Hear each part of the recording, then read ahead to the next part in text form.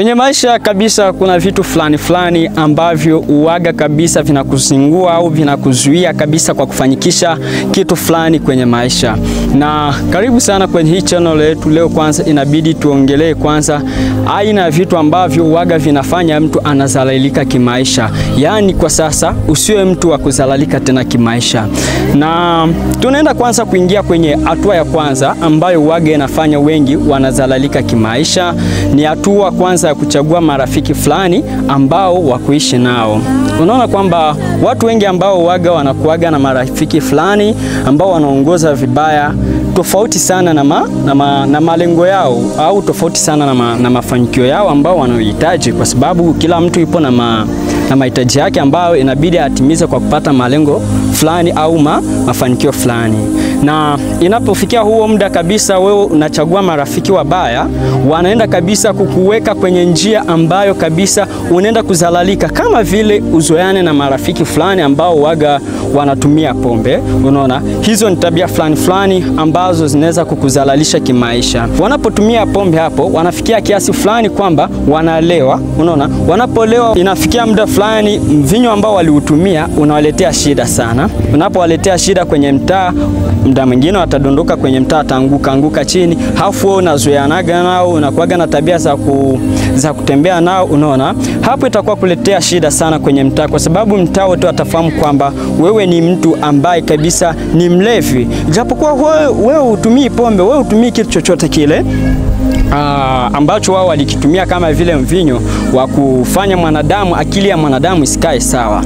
Hapo inaenda kukuletea kabisa kitu ambacho kitakachovunja heshima yako. Yani unaenda kuzalalika mtaani popote pale utakapopita, kwa sababu rafiki zako ambao waga wanatembea nao waliwaona njiani wakianguka kwa sababu ya mvinyo, na wewe hiyo tabia itakufuata. Hiyo tabia kabisa itakuwa ipo nyuma yako. Kila mtu akikuona anaona future au anaona feature kabisa ya wale marafiki zako, kwa sababu uliunga mtandao nao, uliunga rafiki nao, hafu wao hawakukua kabisa size yako, hawakukua na lengo moja na wewe. Hapo hicho kitu kinakuja kukuletea dharau sana mtaani. Unaenda kuzalalika kwa sababu watakapouliza yule ni nani, yule ni mtu fulani ambaye anazoeana na watu fulani.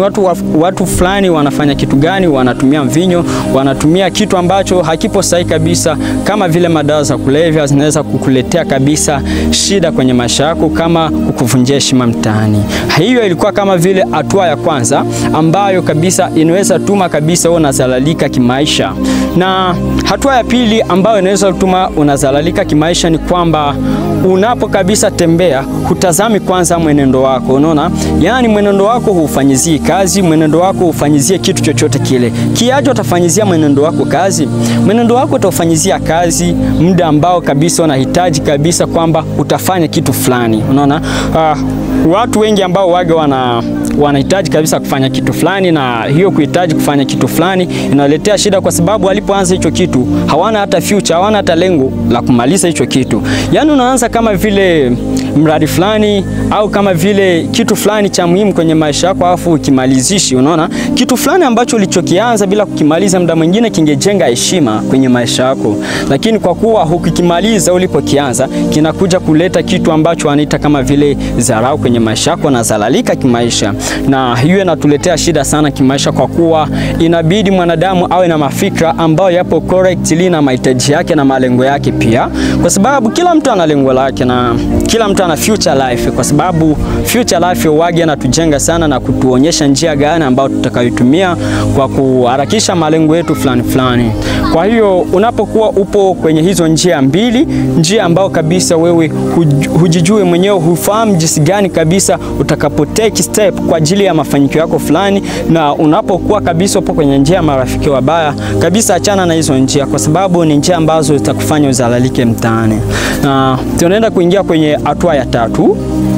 Na hiyo hatua ya tatu sasa tunaenda kuiongelea, na njoo mwisho ya hii topic ya leo. Ni hatua ambayo kabisa unapo kabisa kuwa na watu fulani, huwaheshimu, huwazingatii kama ni watu wa muhimu kwenye maisha yako. Unaona, hiyo nayo inaweza kuletea shida sana kadhalika mtaani, kwa sababu unapokuwa na mtu ambaye anayekusapoti, anayekufanyizia kitu fulani cha muhimu kwenye maisha yako, hafu wewe kishakuwa naye unamdharau, unaona, unamnyanyasa kiasi kwamba yeye hana kitu chochote kile, hakufanyizii kitu chochote kile cha muhimu kwenye maisha yako.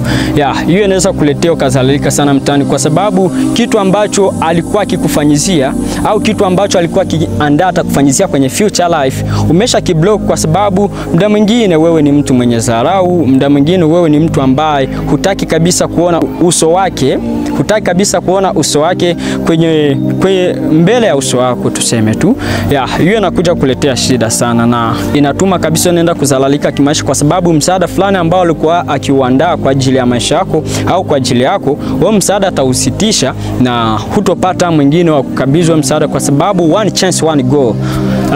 Kwa hiyo kimaisha hivi vitu vitatu vimetufunza vitu vingi sana kimaisha, kwamba hakuna mtu bila watu na hatuwezi kujitegemea wenyewe, ila inabidi tuwategemee wale walishagawahi kupitia hatua fulani ambazo sisi tunazitrend sasa kwa kuzipitia, na hiyo inatuletea shida sana. Kwa hiyo kama wewe ni mtu ambaye kabisa ulikuwa ukifahamu kwamba hizi njia tatu ulikuwa kabisa ukizizingatia na ulikuwa ukizifuatilia na ulikuwa ukipoteza heshima yako kimaisha, ukizalalika kimaisha pasipo kufahamu, kuanzia sasa fahamu jinsi gani ya kudili na maisha yako. Fahamu jinsi gani kabisa unaweza kufocus for one thing until you succeed.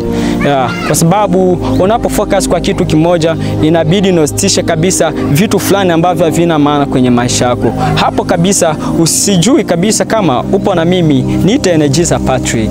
Follow me.